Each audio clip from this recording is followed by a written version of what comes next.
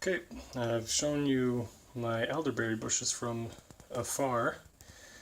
This is what the fruits look like up close. So they grow in these little bunches, kind of like, almost like grapes would or something, but there's a lot of them. And they're very, very nutritious, lots of antioxidants and vitamins. The kind of thing that I want to do is make jam out of them, and it will eventually look like this, which I already made a couple weeks ago. But yeah, in order to do that, you got to clean them all off, pull off the individual little beads, and wash them. I got a lot of bugs crawling around in here, so I got to take this outside, clean them all up. I don't spray anything, so that's why there's bugs in here. There's no pesticides on this stuff, no residues of any kind. So we'll clean these off, wash them, and then I'll show you guys how I make jam. Alright, first pass of cleaning is done. You can see I've just pulled them all off from the big stems. Still got a little bit of junk to clean out. There's these little stems here. So I'm going to do a second pass of cleaning, wash it in the sink, and then we'll be ready to make the jam.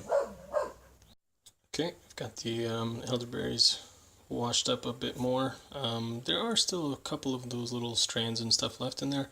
I was not too diligent this time about cleaning them because I've got a double-sized batch to what I've made before, and I didn't really have that much time. The other thing is that, in case anybody doesn't know, elderberries have these little seeds inside of these little beads.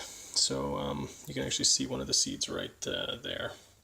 And these are actually a little bit annoying when you're eating them and chewing them. So I want to be able to strain this after I've got it kind of cooking.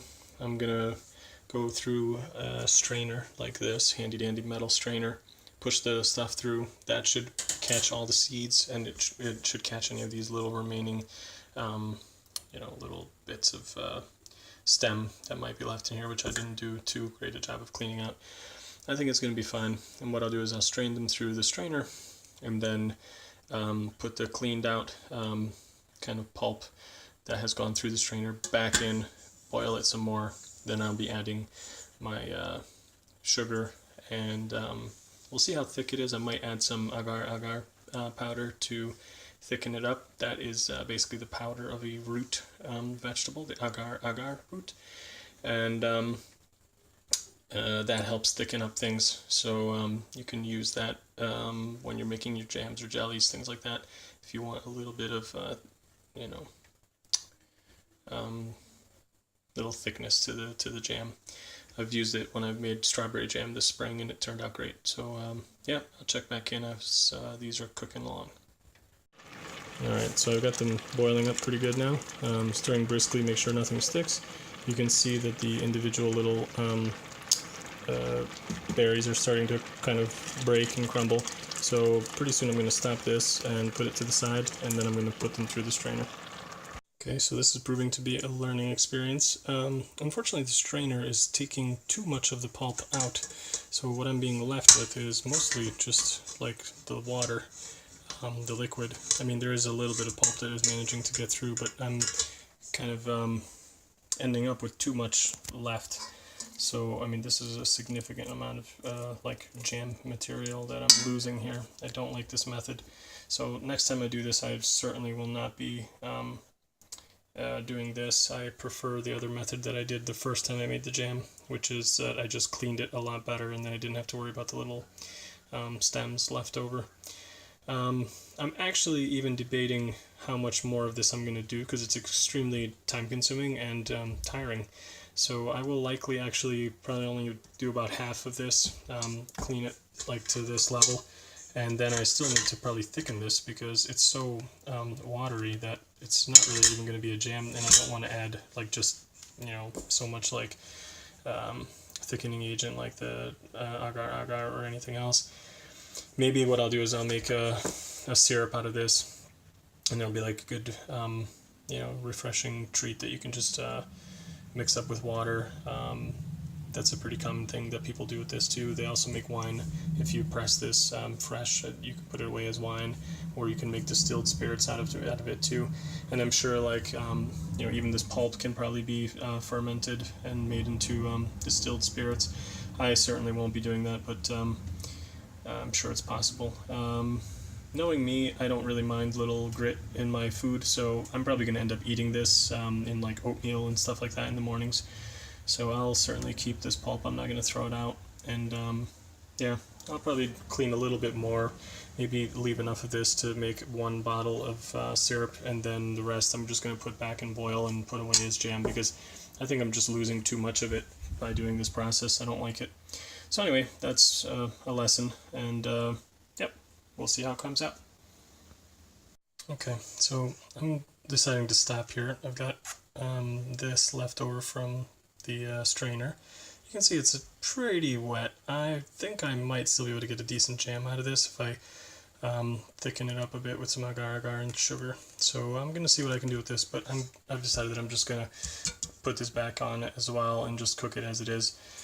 I just don't want to end up wasting this much of the pulp. It's too tasty and nutritious to be just throwing out. So I'm going to just cook this the way it is, put it away as jam, try to thicken this a little bit and put that away as well. If worse comes to worse, if it's not going to be thick enough, although I think it will work, then what I'll do is I'll leave it as a syrup, and yeah, we'll take it from there. Okay, I'm ready to add some nice brown sugar. Tip for that is whenever I use vanilla beans or anything, I save them here in the brown sugar. So the sugar actually gets a nice vanilla flavor, and you can kind of get a lot of extra vanilla use out of this. This is the agar powder, and I'm going to add these now to the thinner jam, and then I'm going to bottle it here. You can see it's now thickened up from the sugar and the agar. I've added the sugar to this one as well. I'm going to bottle them. Okay, so here they are bottled up. This is the strained version. You can see it's thickened up a bit. It's kind of like grape jelly consistency. This one is a lot thicker, obviously. I ended up with a lot less than when I've made this previously, just because, you know, again, this experiment resulted in a lot of loss here for the pulp. So yeah, something to learn here. I think just do a better job of cleaning the little stems out and stuff at the beginning, and then just cook them all together like this. Yeah, that's it. So last step is, of course, how do you preserve this without adding any preservatives? Because all I've really added is sugar. And the trick is you jar them when the jam is absolutely hot. So just straight off the stove, I put them right into the bottles. Tighten up the caps as much as you can by hand, and then you're going to put them in a series of blankets.